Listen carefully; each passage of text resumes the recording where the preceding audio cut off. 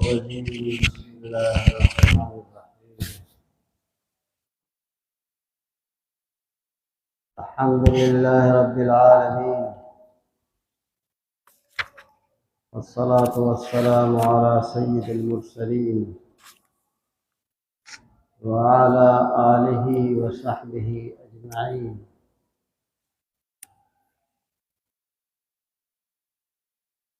أما بعد،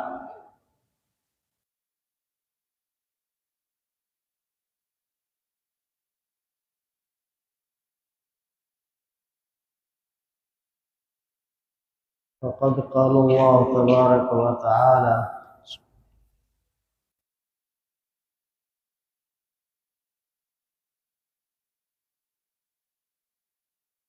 إنا أرسلناك شاهدا ومبشرا ونذيرا.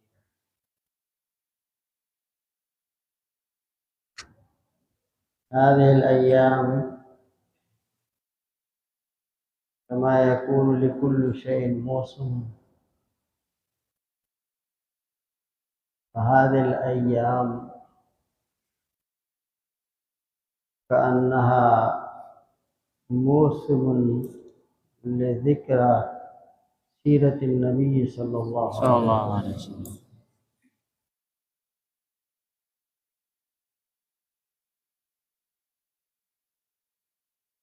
فينبغي لكل إنسان يؤمن بالله ورسوله أن يكون في كل ساعة يذكر محاسن النبي صلى الله عليه وسلم ويجعل سيرته بين يديه، لا يخطو خطوة إلا بعدما يفكر هل هو موافق لسنة النبي صلى الله عليه وسلم أم لا.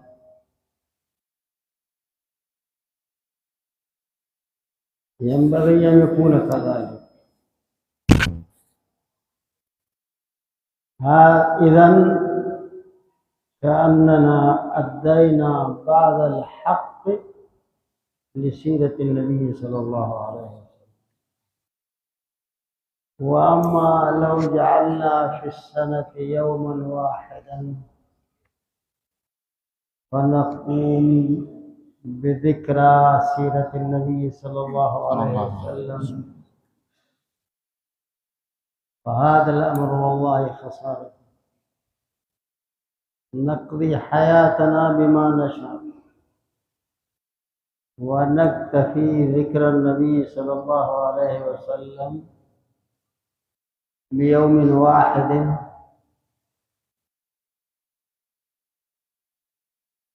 فكأنه ظلمنا على أنفسنا. على كل حال،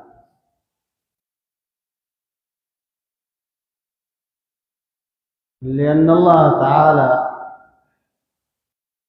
أرسل رسوله بالهدى ودين الحق ليظهره على الدين كله.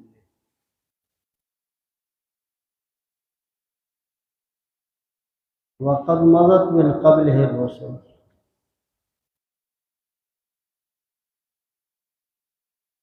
لكن الرسول عليه الصلاة والسلام وإن جاء متأخرا وهو آخر الرسل وخاتم الأنبياء وخاتم الرسل وخاتم إنزال الوحي من السماء على البشر، انتهى هذا الدور.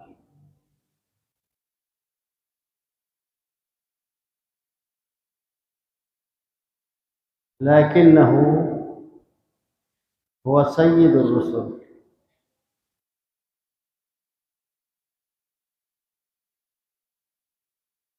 لأن الله تعالى خلق مخلوقه بالترتيب عجيب. كان الله ولم يكن شيء، لأن الله تعالى أبدي أزلي قديم. تعرفون ما معنى الأبدي والأزلي؟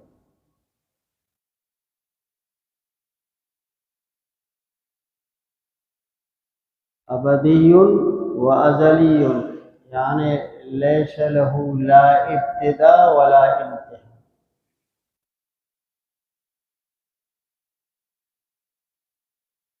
يعني واجب الوجود.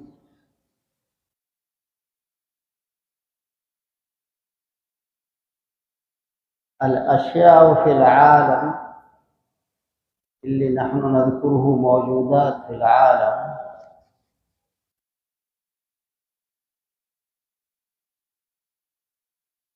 على كأنه ثلاثة أقسام. قسم واجب نسميه في الاصطلاح واجب،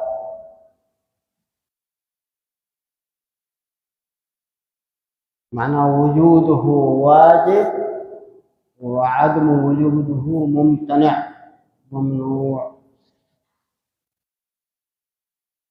وقسم آخر وجوده وعدمه سواء، معنى لم يكن ثم كان. في البداية لم يكن ثم كان، فهذا نسميه في اصطلاح العلماء الممكن من الممكنات. وما سوى الله كل الأشياء من الممكنات، يعني من مخلوقات الله. ربنا خلقوا ولم يكونوا موجودين فخلقوا ثم ينعدموا. والشيء الثاني لا وجود له لكن يذكر،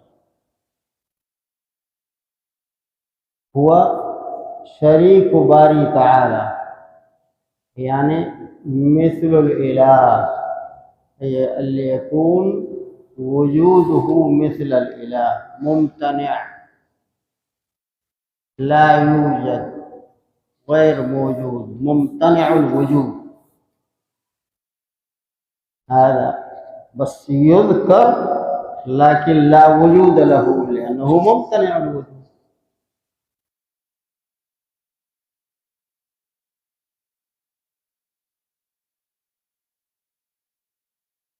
فيقولون إن كانت الروايات إسرائيلية لكنها يمكن يعتمد عليه، بأن الله تعالى لما أراد أن يخلق الكون، أن يخلق كونا، فأول ما خلق بيده 4 أشياء اللي أبرزهم من الممكنات في الوجود.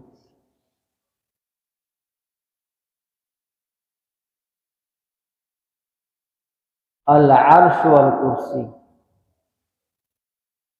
هذا أول من الأشياء التي جاءوا في الوجود وخلقهم الله تعالى بيده. فالأول منها ماذا؟ العرش. العرش والكرسي مع بعض. فلا نروح إلى تفصيل العرش والكرسي، هو مثل ما يكون الإله، فالعرش سعته والكرسي سعته وسع السماوات والأرض.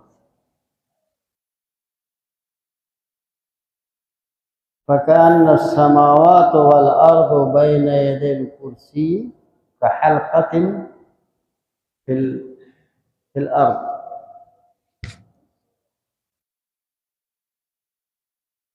والله يعلم بسعتها، والله يعلم جمالها، والله أعلم بحجمها. ثم بعد ذلك ماذا؟ القلم، الشيء الثاني اللي خلقه بيده القلم. وقال للقلم اكتب، قال والله ما أدري ماذا أكتب. قال اكتب ما كان وما سيكون إلى الأبد.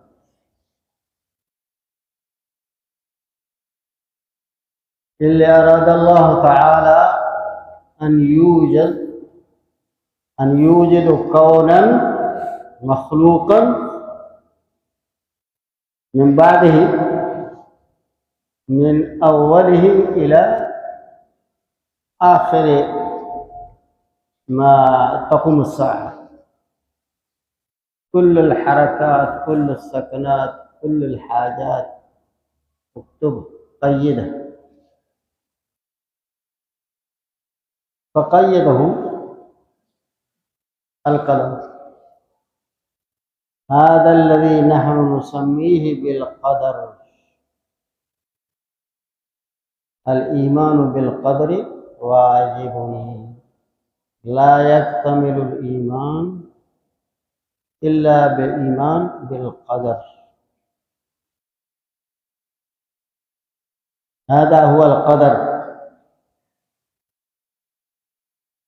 الآن أمر دقيق لعلكم تفهمون إن شاء الله تعالى. ليس معنى القدر بأن الله تعالى قيدهم على هذا الوضع الذي مكتوب، بل إن الله تعالى بعلمه القديم، لأنه يعلم الأشياء كلها والحركات كلها قبل خلقها، قبل وجودها، علمه القديم. فأخبر الكلم اكتب بأن الرجل الفلاني يولد في يوم كذا ويعيش يوم كذا ويفعل كذا ويفعل كذا ويفعل كذا، وهكذا كل شيء اللي في العالم موجود بحركاته وسكناته وأحداثه ونوعياته مكتوب. فكتب الله تعالى، قيده بعلمه القديم، لا أنه أجبر الإنسان على ذلك، هذا ليس جبرا، بل كان يعلم هذا الرجل لما يولد فيعيش مدة كذا ويفعل كذا ويفعل كذا ويفعل كذا. فبعلمه القديم قيد القلم هذه الأحداث كلها من أولها إلى آخرها. هذا الذي نسميه القدر.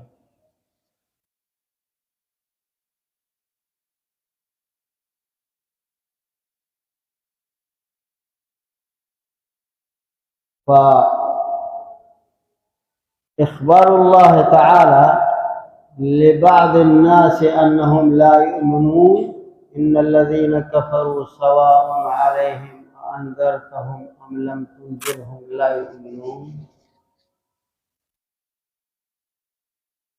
فيقول بعض الناس لما إن الله تعالى أخبر عنهم بأنهم لا يؤمنون فكيف يؤمنون؟ فنقول إن الله تعالى ما أجبرهم على عدم الإيمان، إنما أخبرنا بأنهم بإرادتهم هكذا لا يؤمنون.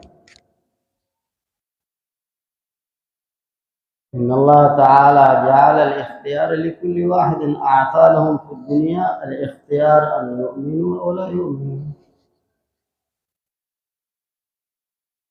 وحرضهم على الإيمان بالله وعلى صراط المستقيم، وأنزل عليهم الكتاب وأرسل لهم الرسل، والرسول بلغهم بما أمر الله تعالى.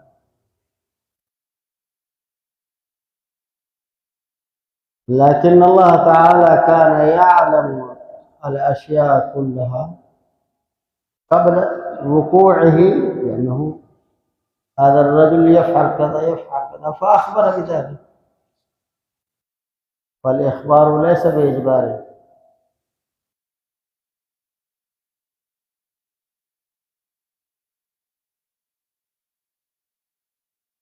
فهكذا هذا وصلنا إلى القلم الثاني، القلم. وجاء في خلال ذلك قصة القدر. ثم بعد ذلك خلق الجنة، والجنة أيضا مخلوق بيد الله تعالى. الجنة أيضا مخلوق لكن بيد الله تعالى. هذه ثلاثة. بقي واحد هو آدم عليه الصلاة والسلام، وجود البشر، فأراد أن يخلق خليفة له في الأرض من نوع البشر، وجعل البشرية من أكرم المخلوقات. جعل البشرية من أكرم المخلوقات، أشرف المخلوقات اللي يعيش على الأرض.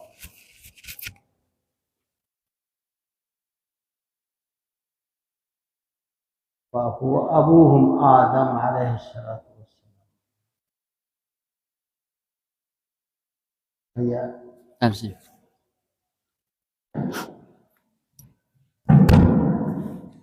بسم الله الرحمن الرحيم. السلام عليكم ورحمة الله وبركاته.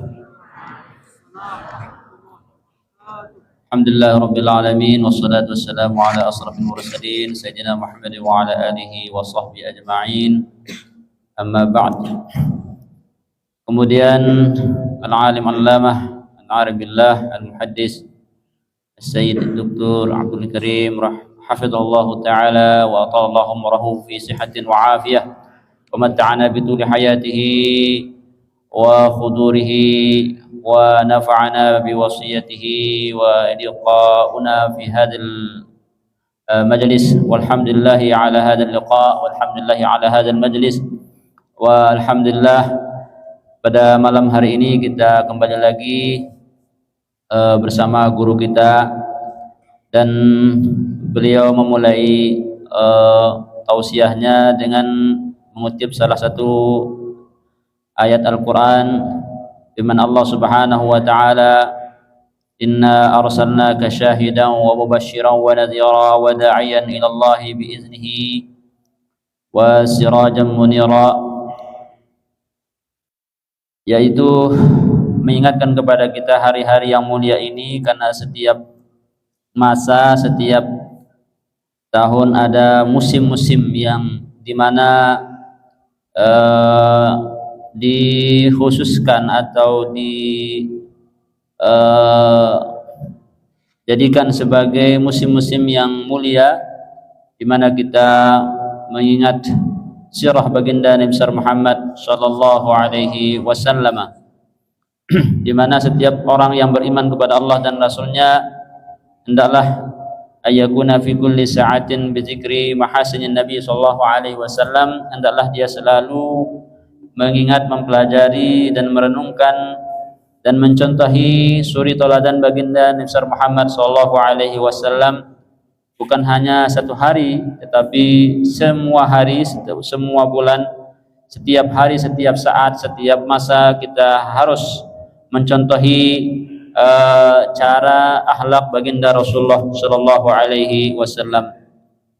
Kemudian beliau menanyakan kepada kita agar kita bermuhasabah apakah selama ini gaya hidup kita sama dengan akhlak suluk baginda Muhammad sallallahu alaihi wasallam atau tidak, di mana Rasulullah sallallahu alaihi wasallam diutus oleh Allah Subhanahu wa taala membawa petunjuk agama yang benar agar menampakkan kebenaran kepada umat manusia, mengantarkan mereka kepada cahaya keimanan, ketakwaan kepada Allah Subhanahu wa taala dan menjauhi segala kebatilan. Arsala rasulahu bil huda wa dinil haqq liyuzhirahu 'ala ad-dini kullihi wa kafa billahi syahida. Muhammadur Rasulullah walladzina ma'ahu asyidda'u 'alal kuffari rahamau bainahum. Al-ayah. Kemudian selanjutnya beliau ingin menyampaikan kepada kita pada malam hari ini bahwa perlunya kita memperdalam yang namanya ilmu tauhid. Bagaimana kita mengenal Allah Subhanahu wa taala. Allah Subhanahu wa taala ada sebelum adanya segala sesuatu. Kana Allahu wa lam yakun syai'. Li'annahu ta'ala abadiyun azaliyun qadimun. Allah Subhanahu wa taala bersifat abadi, azali, bersifat qadim. Apa makna abadi, azali? Ay laysa lahu ibtida' wala intiha, wajibul wujud. Yaitu tidak ada permulaannya dan tidak ada akhirnya. Yang wajib ada dari sejak tidak ada masa sampai akhir masa dan tidak ada akhirnya. Itulah wujudnya Allah Subhanahu wa taala. Oleh karenanya beliau mengatakan al-asya' fil alam ala sati aqsamin. Segala sesuatu yang ada di alam semesta ini bisa dibagi menjadi tiga. Ada yang pertama dinamakan dengan wajibul wujud wa adamu wujudihi mumtani', di mana wujudnya itu adalah wajib, wujuduhu wajibun wa adamu wujudihi mumtani', dan tidak adanya itu mumtani'. Kemudian qismun wujuduhu wa adamuhu sawa fil bidayah, lam yakun summakan. Misalnya alam semesta ini termasuk kita manusia ini termasuk dia qismul mumkinat, bisa ada bisa tidak. Allah Subhanahu wa taala menghendaki sesuatu itu ada, maka dia berada, maka dia ada. Kalau Allah tidak menghendaki sesuatu itu tidak ada, maka dia tidak akan ada. Tapi bisa ada, ya, tidak seperti wajib wujud, yaitu Allah Subhanahu wa taala wajibul wujud.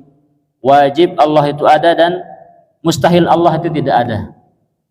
Adapun makhluk siwallah, ya, itu semuanya adalah minal mumkinat. Makhlukatillah Subhanahu wa taala khuliqu summa udimu. Mereka diciptakan kemudian ditiadakan. Itu namanya al-mumkinat. Bisa ada, bisa tidak ada. Kemudian yang berikutnya qismun la wujuda lahu walakin yuzkar, pesan beliau tadi. Ada juga sesuatu yang tidak ada wujudnya tetapi disebut. Misalnya wujudu mislul ilah. Adanya orang beranggapan adanya Tuhan, tapi wujudnya yang itu tidak ada, walaupun mereka sebut dia tapi tidak ada. Kalau orang mengatakan Tuhannya ini selain Allah, ya itu hanya anggapannya saja, tidak ada Tuhan selain Allah. Ya seperti itu. Walaupun disebut oleh mereka tetapi tidak ada, hakikatnya dia tidak ada. Karena yang ada itu hanya Allah Subhanahu wa taala. Berikutnya innallaha ta'ala lamma arada an yakhluqa al-kaun subhanahu wa ta'ala yakhluqu al-asya' biyadihi arba'at asya'. Ada 4 sesuatu yang Allah jadikan dengan kekuasaannya sendiri, dengan tangannya, al-arsy wal kursi, kemudian al-qalam wal jannah wa Adam alaihi salam, yaitu ada arsy, ada al-kursi, di mana kursi ini lebih besar daripada langit. Apabila kita bandingkan besarnya atau luasnya kursi arsy dan langit itu seperti logam, ya besar logam ditaruh di atas muka bumi ini karena besarnya. Tapi semuanya itu adalah makhluk Allah Subhanahu wa taala. Kemudian berikutnya ada al-qalam. Al-qalam ini diperintahkan untuk menulis segala sesuatu yang akan terjadi dan ya sampai akhir masa. Allah Subhanahu wa taala berfirman kepada qalam, uktub, wallahi ma adri ma zaktub, katanya qalam ini, demi Allah apa yang aku tulis, aku tidak tahu apa yang aku tulis. Allah Subhanahu wa taala kemudian berfirman, uktub ma kana wa sayakun wa ma sayakun, tulislah apa yang terjadi dan akan terjadi ilal abad, sampai akhir masa. Maka semua gerakan manusia, gerakan alam semesta ini, semua napas dengan perintah Allah Subhanahu wa taala. Maka wajib kita beriman dengan qadarnya Allah Subhanahu wa taala. Segala ketetapan Allah Subhanahu wa taala yang terjadi di alam semesta ini bukan terjadi begitu saja atau spontan, tetapi semuanya adalah ada catatannya dan ketetapannya dari sejak sebelumnya, sebelum mereka diciptakan. Allah Subhanahu wa taala menghendaki orang itu beriman atau tidak beriman, ya tergantung apakah apakah mereka mau beriman atau tidak. Allah Subhanahu wa taala memberikan pilihan kepada umat manusia. Sawa'un 'alaihim ma anzartahum am lam tunzirhum la yu'minun. Apakah itu menunjukkan Allah Subhanahu wa taala menetapkan dia tidak menjadi orang beriman? Ya, dalam dialektika ilmu keimanan atau keislaman atau ilmu tauhid, seseorang tidak boleh istilahnya itu menyandarkan segala apa yang dia lakukan kepada Allah Subhanahu wa taala. Dia kafir, dia katakan Allah yang mengkafirkan, bukan begitu. Tapi Allah Subhanahu wa taala memberikan pilihan kepada umat manusia itu apakah dia mau beriman atau tidak. Tapi tetap Allah mendorong mereka untuk menganjurkan mereka, mewajibkan mereka untuk beriman kepadanya. Allah Subhanahu wa taala tidak meridai orang-orang yang melakukan kekufuran, kemusyrikan, atau orang-orang yang melakukan kemaksiatan, walaupun segala sesuatu yang ada di alam semesta ini, segala sesuatu yang terjadi dalam semesta ini, semuanya itu adalah atas kehendak Allah Subhanahu wa taala. Kemudian Allah menciptakan yang namanya surga. Surga ini Allah ciptakan dengan sendirinya juga. Kemudian Nabi Adam juga alaihissalam yang merupakan akramul makhluqat fi hadzal alam, yaitu makhluk yang paling mulia di alam semesta ini, yaitu manusia yang bapak manusia itu adalah Nabi Adam alaihissalam. Kemudian Allah Subhanahu wa taala utus Nabi Adam ini menjadi khalifah di muka bumi untuk memakmurkan bumi ini dengan ibadah agar mereka mengenal Tuhannya, mengenal Allah Subhanahu wa taala. Barakallahu. Lamma khalaqa Allah taala awwalul bashar bi yadihi wa Adam alaihi salatu wassalam, واصطفاه بالنبوة، فأول بشر هو نبي، وكان بعد خلقه إن الله تعالى جعله هو وأخرج من ضلعه زوجته حواء، وهما يسكنان في الجنة. آدم وحواء كلاهما مسكنهم إلى مدة ما يعلم به الله كانوا من سكان الجنة، يأكلان ويشربان من حيث شئتما، لكن الله تعالى منعهم عن شجرة لا تقرب هذه الشجرة. وهكذا فمعناه نحن البشر أصلنا الجنة، لأننا جئنا من الجنة، جدنا من الجنة، ونحن إذن مخلوق لأهل الجنة، ينبغي أن نرجع إلى الجنة، كل شيء يرجع إلى أصله. وأما بقية المخلوقات ليسوا أصلهم من الجنة، حتى الملائكة ليسوا أصلهم من الجنة، ما يعيشون في الجنة. فإن الله تعالى خلق آدم، فأول إكرامه أنه أدخله الجنة، عاشوا فيها ما عاشوا والله أعلم كم عاشوا. فإذا أكرم المخلوقات هو البشر الذي أصله من الجنة، ينبغي أن يعود إلى الجنة. ثم أكرم الجماعة من البشر ماذا؟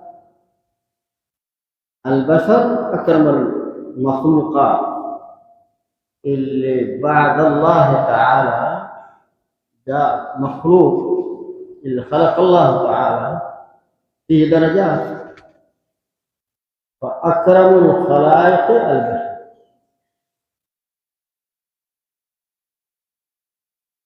ومن البشر أكرم الخلائق الأنبياء والرسل، طائفة الأنبياء والرسل،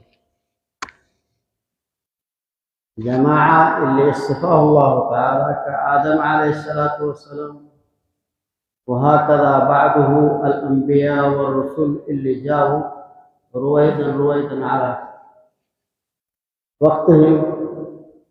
فهذه الطائفة جماعة الأنبياء والرسل أشرف البشرية. البشر أفضل الجميع مخلوقات،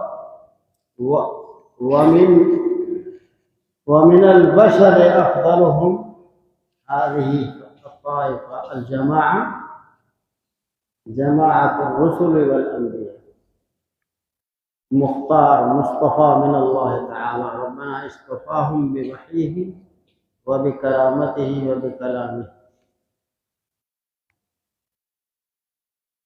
فهذا السلسلة كان ماشي من آدم عليه الصلاة والسلام إلى عيسى عليه السلام.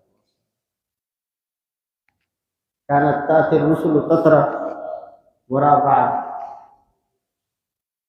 وكانت السياسة والتربية البشرية بيد الأنبياء والرسل. هم كانوا يربون البشر كيف تعملون، ماذا تعملون، ماذا حلال لكم، ماذا حرام لكم. هذه كان موكلا إلى الجماعة الأنبياء والرسل إلى عيسى عليه السلام. فلما رفع عيسى عليه الصلاة والسلام إلى السماء بحكمة من الله تعالى، أرادوا أن يقتلوه، لكن الله تعالى رفعه. كما خلقه معجزة، ليس كبقية البشر. عيسى عليه الصلاة والسلام ليس خلقه كخلق بقية البشر، لأن بقية البشر من ذكر وأنثى، وأما هذا من أنثى ليس من الذكر،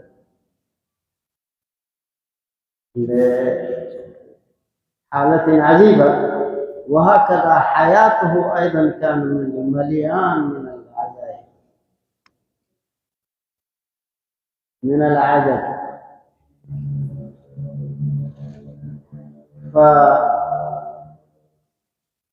فاليهود اجتمعوا واختلفوا،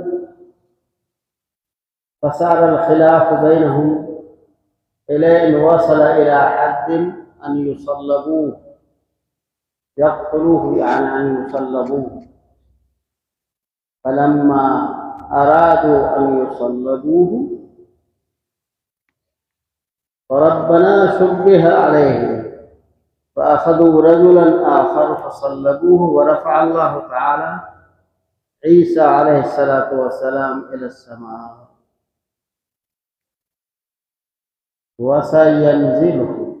سينزل عيسى عليه الصلاة والسلام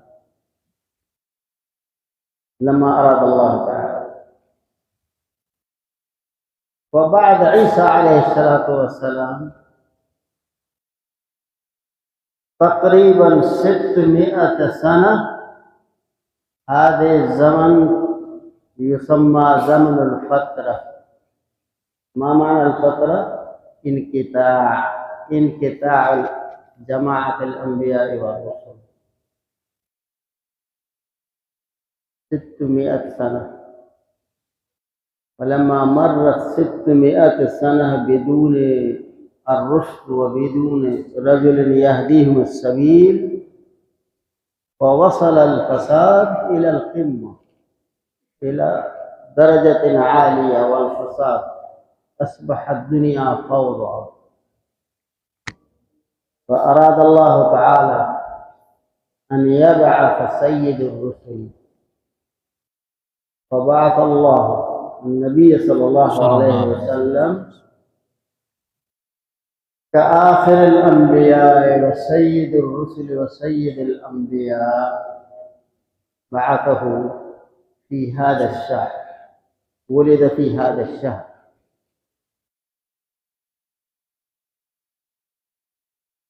فلهذا ويوم الاثنين أيضا، فلهذا نحن نحترم هذا الشهر أيضا وهذا اليوم أيضا، صلوات الله عليه صلى الله عليه وسلم. نعم. Jazakumullah khairan wa barakallahu fikum wa nafa'ana bi'ulumikum. Alhamdulillah wa syukurillah. Kemudian beliau melanjutkan bahwa Nabi Adam alaihi salam Allah pilih beliau menjadi nabi, bukan hanya sebagai manusia yang merupakan akramul makhluqat, tapi juga beliau dipilih wastafahu bin nubuwatin. Allah Subhanahu wa taala pilih Nabi Adam ini menjadi nabi, menjadi rasul. Kemudian setelah itu Allah menciptakan Siti Hawa dari tulang rusuknya Nabi Adam alaihi salam. Keduanya tinggal di surga, yakulani wa yashrabani minal jannah wa nahahuma 'anis syajarah. Beliau tinggal di surga, makan minum di surga, tinggal di surga dengan masa yang wallahu alam berapa lama beliau tinggal di surga, tapi beliau dilarang untuk mendekati salah satu pohon yang ada di surga yang kita kenal dengan buah huldi. Berikutnya Nabi Adam alaihissalam, beliau ini tinggal di surga. Salah satu keistimewaannya beliau sebagai manusia pertama, beliau tinggal di surga, dan surga merupakan makhluk Allah Subhanahu wa taala yang Allah ciptakan dengan keistimewaan-keistimewaannya, dengan keindahan-keindahannya, dan keberuntungan kita sebagai manusia berasal dari surga, dan tentunya kita berharap semoga kita kembali kepada asal kita, yaitu surga. Nahnul bashar asluhu minal jannah wa kullu syai'in yarji'u ila aslihi wa nahnu minal jannati narja'u ilal jannah insyaallah. Segala sesuatu itu bahasa beliau semestinya harus kembali kepada asalnya, dan manusia itu adalah asalnya surga, itu Nabi Adam memang tinggal di surga, asalnya surga, dan semoga kita juga akan kembali kepada surga, di tempat asal kita berada. Itu pertama beliau sampaikan. Kemudian beliau ya kisahkan bagaimana perjalanan umat manusia setelah Nabi Adam alaihissalam diturunkan ke muka bumi dengan berbagai cerita atau kisah-kisah yang sudah disebutkan dalam Al-Quranul Karim dengan hikmah. Allah yang maha mengetahui apa hikmahnya, kenapa manusia diturunkan ke muka bumi ini. Dan dari perjalanan-perjalanan itu semua, dari masa ke masa, para anbiya dan rasul ini memegang peran yang sangat penting, as-siyasah wa akhlaqiyah wa insaniyah dan sebagainya, semua diatur oleh para anbiya dan para rasul. Mereka berperan untuk menjadi pengajar, pendidik, menjadi pengayom, menjadi pengawas, menjadi pembimbing untuk umat manusia. Seakan-akan bahkan ya bisa dipastikan para anbiya dan para rasul itu adalah orang yang memang diutus oleh Allah Subhanahu wa taala untuk mengajar umat manusia. Sampai kepada Nabi Isa alaihissalam, beliau dilahirkan dengan kemukjizatan Allah Subhanahu wa taala menciptakan Nabi Isa alaihissalam ini hanya dengan seorang ibu tanpa seorang bapak. Dari semua hidupnya Nabi Isa itu penuh dengan keajaiban-keajaiban. Sampailah masanya Nabi Isa alaihissalam diangkat ke langit.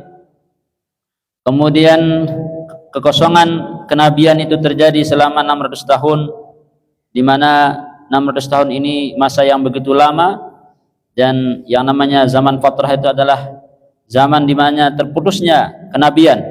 Tidak ada lagi nabi.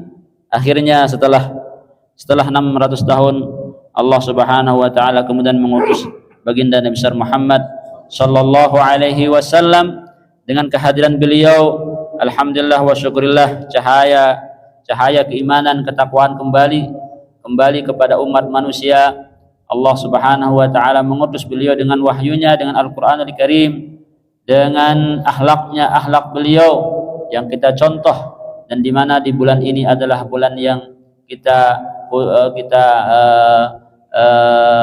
berbahagia dengan kedatangan bulan Rabiul Awal. Ini adalah bulan lahirnya baginda Rasulullah sallallahu alaihi wasallam. Begitu juga hari Senin, hari yang sangat mulia yang kita agungkan. Mudah-mudahan dengan kehadiran bulan ini, dengan kehadiran hari baginda Rasulullah sallallahu alaihi wasallam, kita mendapatkan keberkahan dari Allah Subhanahu wa taala. Barakallahu fiik. فلما كان رسول الله صلى الله عليه وسلم من أشرف المخلوقات وسيد البشرية جمعا، لأن البشر هو أكرم المخلوق، ومن أكرم المخلوق أكرمهم هم الأنبياء والرسل، والنبي صلى الله عليه وسلم سيد الأنبياء والرسل، من أشرف المخلوقات جمعا على الإطلاق، الذي نحن من أمته، أمة النبي صلى الله عليه وسلم. فأراد الله تعالى أن تكون هذه أمة النبي صلى الله عليه وسلم، كما أنهم جاءوا من الجنة لأن أبوهم جاء من الجنة، وأرادوا أن يرجعوا إلى الجنة، فسهل جدا أن يرجعوا إلى الجنة، بس بشرط واحد، واتباع رسوله صلى الله عليه وسلم. إذا اتبعوا سيرة النبي صلى الله عليه وسلم، وأيضا الرجل مع من أحب. نعم. فجماعة الأنبياء والرسل والنبي صلى الله عليه وسلم وغيره من الأنبياء والرسل محلهم إلى الجنة أكيد. فمتى أكون مع الرسول صلى الله عليه وسلم لا بالاسم بل بالعمل.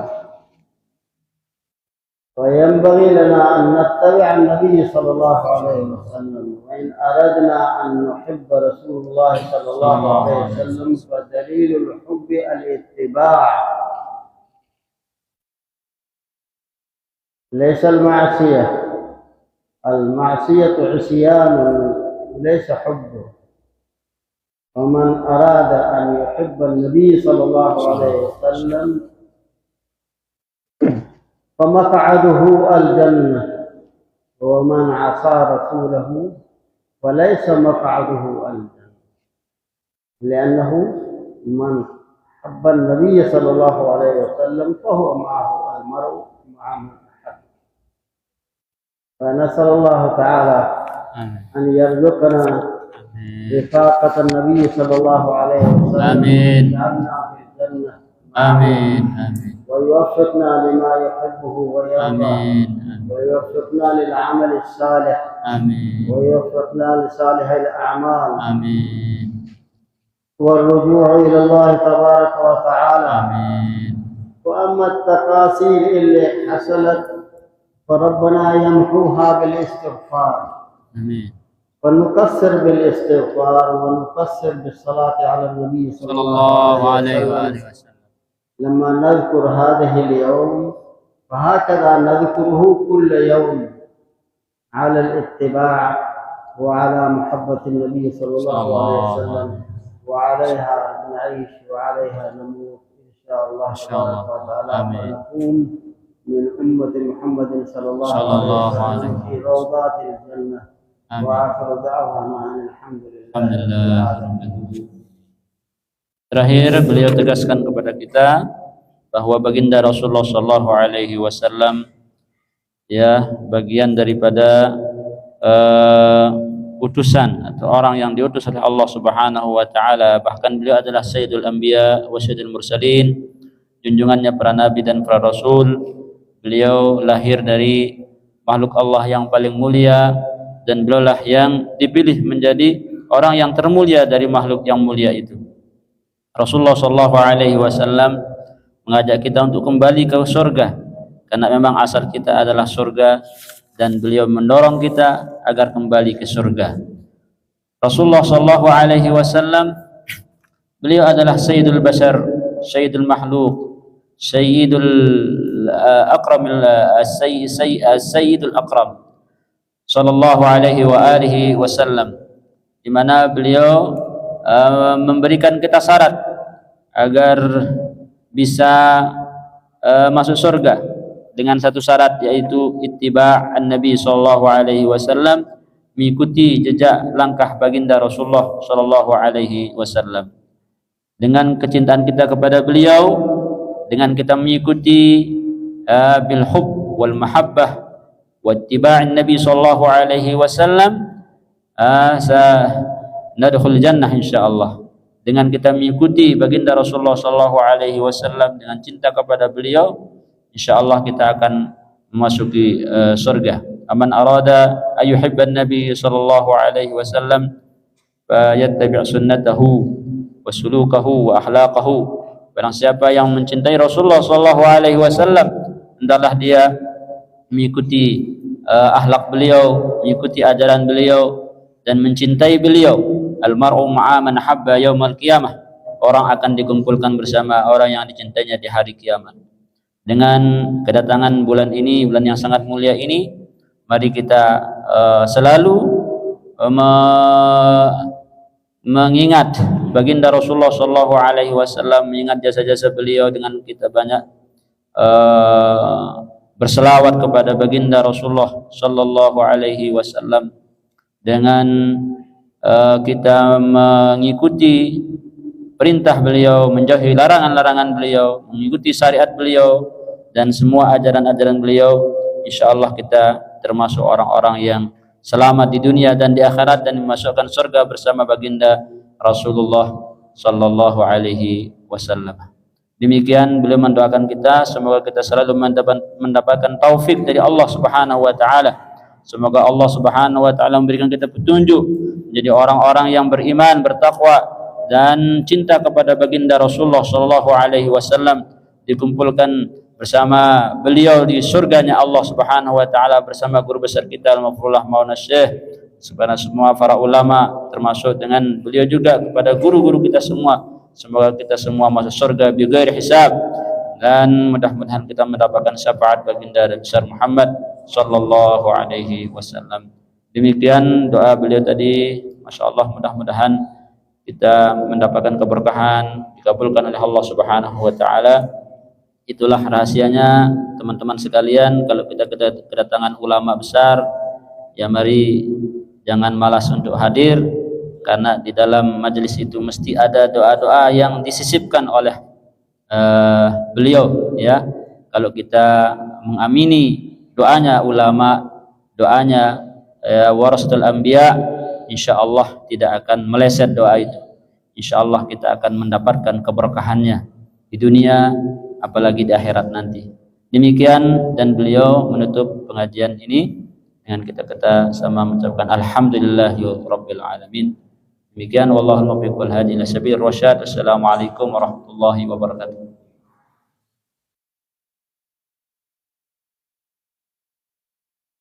Untuk dimaklumi, untuk pengajian malam Sabtu dan seterusnya ada kitab beliau, yaitu kumpulan awal hadis dan akhir hadis, kitab-kitab hadis. Kemudian ada sanad hadis awaliyah, seperti yang diijazahkan kemarin. Ada juga banyak jenisnya, sudah dibukukan oleh beliau, dan insyaallah nanti akan dibagikan dan kita akan baca, ya, supaya pengajian kita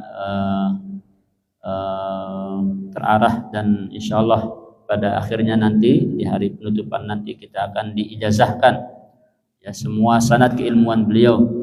Beliau ini adalah murid, ya, dari ulama-ulama besar, terutama ya dari guru-guru beliau, para ulama-ulama besar, para muhaddisin, termasuk juga beliau murid daripada Syekh Hasan Muhammad Al-Masyad, kemudian Sayyid Alawi Abbas Al-Maliki. Beliau juga pernah belajar di Sayyid Amin Al-Qutbi, beliau juga pernah belajar di Syekh Umar Hamdan, beliau juga pernah, ya, belajar di ulama-ulama besar. Ya, kalau sanad keilmuan beliau itu ya seperti guru besar kita Al-Mafrullah Maulana Syekh, ya. Karena beliau dulu datang ke Mekah itu lebih awal, sehingga beliau bertemu dengan ulama-ulama yang dulu mengajar di Masjidil Haram, di Madrasah As-Salatiyah, dan seperti para ulama-ulama terdahulu. Demikian, mudah-mudahan kita bisa mengambil kesempatan yang mulia ini, dan setiap malam kita harus hadir. Kita ajak teman kita untuk hadir. Nanti akan dikoordinir oleh Senat Mahat, ya, oleh senatnya. Terima kasih. Bismillahirrahmanirrahim. Rabbana anfa'na bima 'allamtana, Rabbi 'allimna alladhi yanfa'una, Rabbi faqihna wa faqih ahlana, ورب لنا بديننا مع أهل القدر أنثى وذكر، ربي وفقنا ووفقهم لما ترتضي قولا وفعلا كرما، وارزقنا وأحل أتقياء علما، نظى بالخير ونفى كل شر، ربنا أصلح لنا كل شؤون وأكرم بالرضا منك، واغني عنا ربنا كل الديون قبل أن تأتينا رسل منون، واغفر لسر أنت أكرم ستار، ربنا والمنان انصرني وأنا ضد الوطن، واحفظنا دائما من الفتن، ودين رجالها على السنن، وانصرنا في العشي والبكار، ربنا وانصرني وأنا ضد الوطن، واحفظنا دائما من الفتن، ودين رجالها على السنن، وانصرنا في العشي.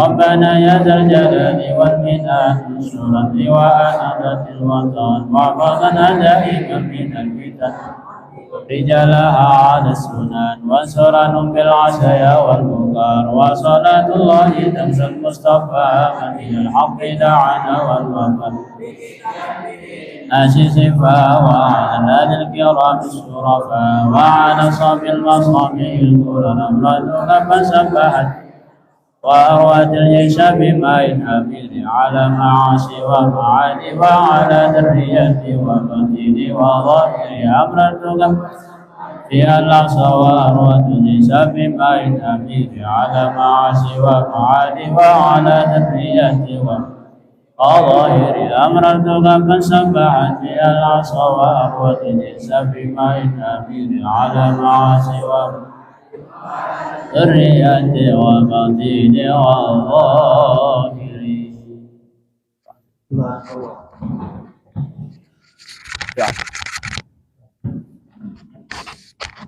اللهم اهدنا فيمن هديت.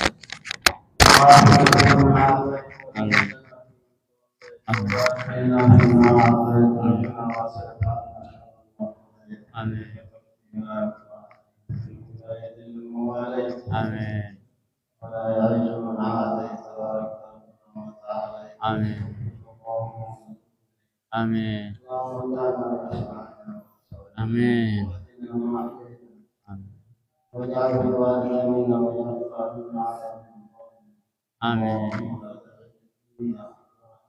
Amin. ولا مبلغ علمنا ولا غاية Amin. Amin ya Allah. ربنا آتنا Amin.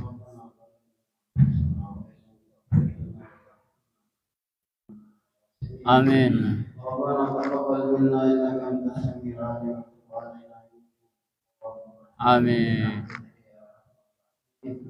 صلى الله تعالى على خير سيدنا محمد وعلى آله وصحبه أجمعين. Amin. Al-Fatihah.